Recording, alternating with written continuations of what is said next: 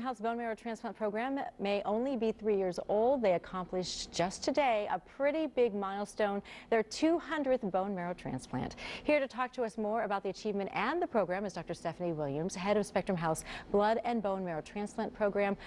200th transplant. You actually did 199 and 200 today, so it was a busy day for you. It was busy. Let's talk a little bit about the significance of this, because while the program's been around for 3 years, you haven't been doing the bone marrow transplants for that long. That's correct. So our first transplant was actually the end of February 2013.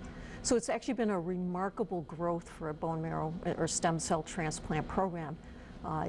And that really illustrates the need in West Michigan to have a program located in this area where West Michigan residents have ready access to this really life-saving technology. And it's just something that is so wonderful to be able to be in your home area to get that, not being traveling across the state and so forth.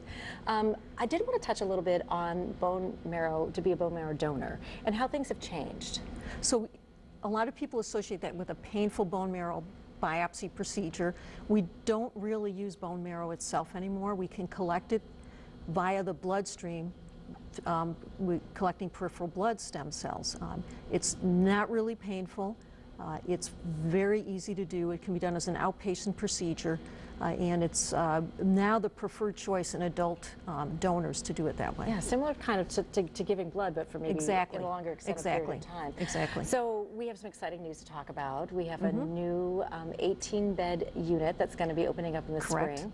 So at Spectrum Butterworth campus in Grand Rapids, we will be opening a state-of-the-art inpatient bone marrow transplant unit for adults. It is 18 beds, very comfortable unit for patients and their families.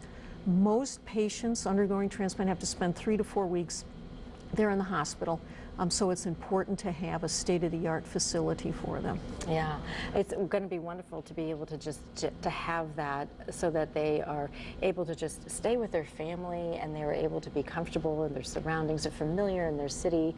You know, they're with their doctors that they know so well. And we're very fortunate here in Grand Rapids to have 2 facilities that help with that. Ranucci House, located on the Spectrum campus, but also the Hope Lodge to house patients and their family members. So it's really been a blessing for them.